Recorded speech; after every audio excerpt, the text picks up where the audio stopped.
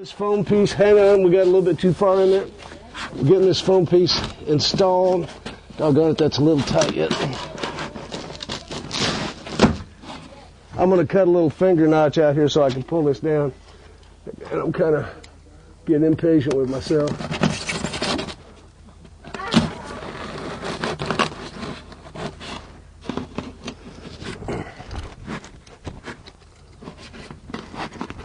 I want it wedged tight, but I don't want gaps that are too big.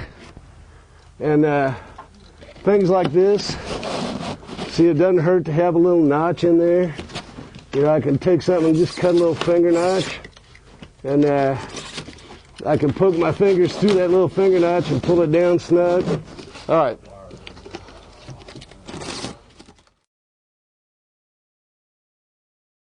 Well, and as you look at this, I installed these yesterday, and if you look up into this space, there's open cavities up here.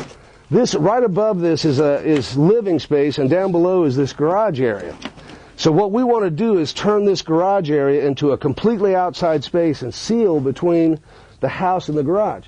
So I cut these pieces of foam board to fit right at the edge of this cavity and foamed them in place. Now we're going to, right here we cut off the extra foam so we can put fire code drywall down underneath this.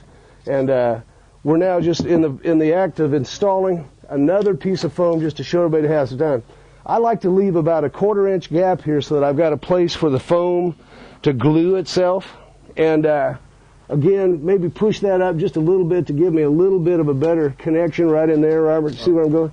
Yeah, so it's just give me like a reveal of about this much, about a 1/4 inch. There we go, great. Then you take your foam, and I like to use rubber gloves and a coat that I don't have to worry too much about.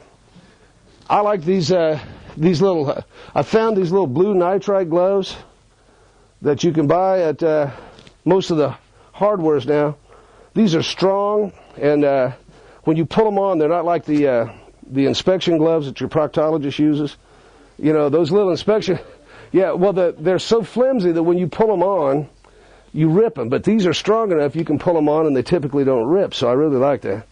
But this, once you get this foam in there, if you get it on your skin, you will be wearing it for several days, maybe a week. You know, so now, if just to show you, here's the foam gun, and maybe you can shoot up. Can you see right up here with your camera, Craig? See, I've got a pretty good sized gap right up here. All right, get my hose straight out. Isn't the technical word for this barrier just creating a barrier? Yes, we are creating a barrier between this space down here. Is Dan Shandy. Welcome, Dan. But see how big that gap is? In spite of the size of it, I'm going to be able to fill it here. You see what I mean?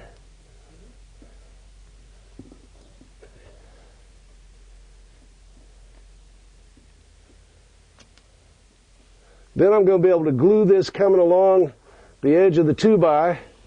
I can fill up my little finger hole that I made here. And the good thing about this is not, you don't have to be artistic and actually put too much in there. It's going to drop out. One of the tips is don't touch it till it dries. If you get down there trying to mess with it and clean it up, you've got it all over you. But let it dry, and it'll be a nice hard little chunk of stuff that you can pop up and carry away and throw away. And don't wear your Sunday go to meeting clothes either. Yeah. Okay, somebody else want to try and run some of this? If anybody wants to get their hands on the gun and try running some down here, that's fine with me.